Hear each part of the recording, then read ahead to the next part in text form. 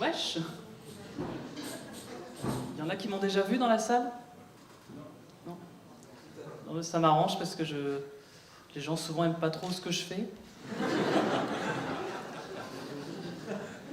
Du coup, j'aime bien l'idée de jouer devant un public qui sait pas encore, qui va être déçu. Il y en a qui m'ont vu à la télé peut-être, parce que j'ai fait un peu de télé. Je suis passé à On n'est pas couché de Laurent Ruquier. J'étais dans le public, mais j'étais dans l'axe de la caméra.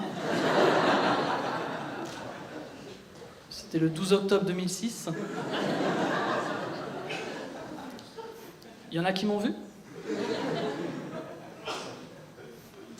Non?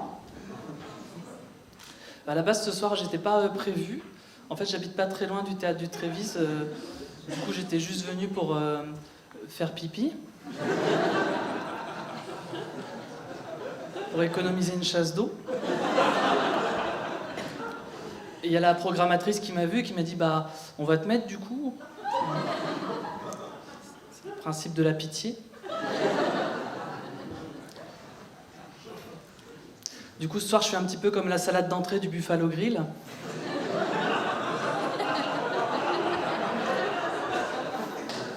C'est dégueulasse, mais c'est gratuit.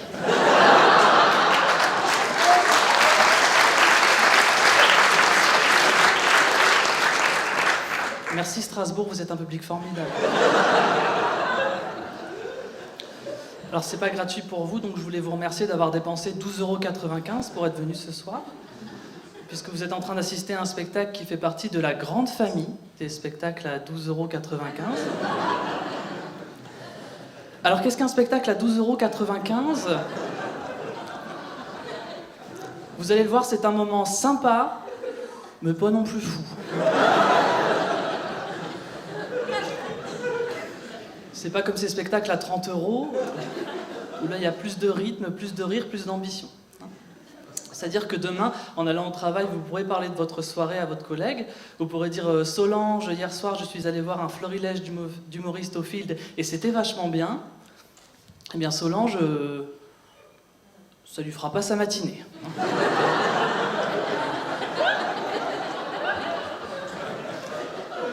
Alors que si vous aviez dit « Solange, hier soir, je suis allé voir Michel Sardou au Zénith »,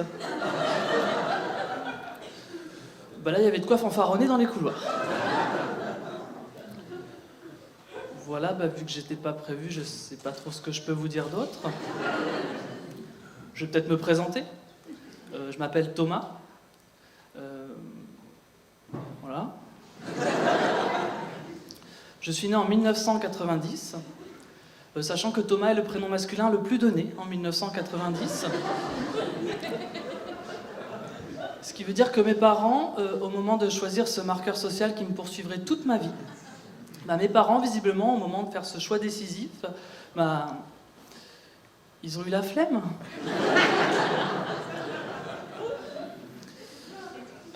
Qu'est-ce que je peux vous raconter d'autre? Je viens de souscrire un contrat d'assurance auto à la Matmut. Alors pourquoi j'ai choisi la Matmut? C'est parce que j'ai toujours rêvé d'avoir un bateau. Pas évident de faire le lien là. C'est juste qu'à la Matmut, quand on a un contrat d'assurance auto, si on rajoute 50 € par mois, on peut aussi assurer son bateau. Moi, je trouve ça classe d'avoir un bateau, mais j'ai pas les moyens d'en avoir un. Par contre, j'ai les moyens de me payer cette assurance. Alors, je l'ai prise. Comme ça, il y a des gens à la Matmut qui pensent que j'ai un bateau.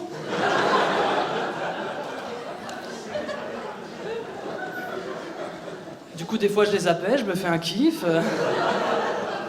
Je dis allô. Si cet été j'ai un accident avec mon yacht, dans les eaux internationales, est-ce que je suis couvert par votre assurance?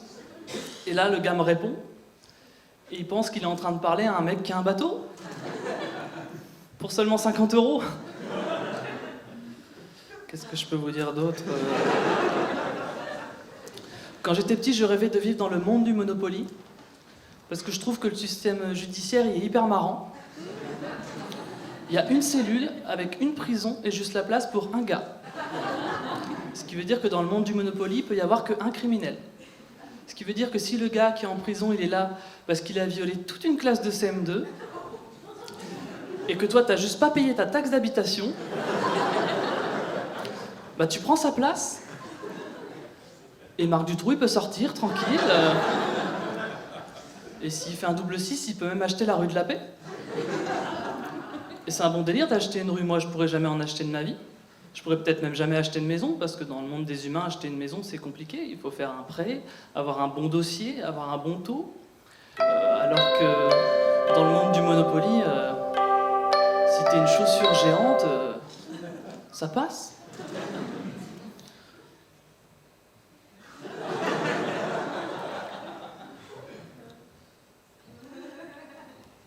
J'oublie tout le temps que quand j'ai fini, je dois me barrer.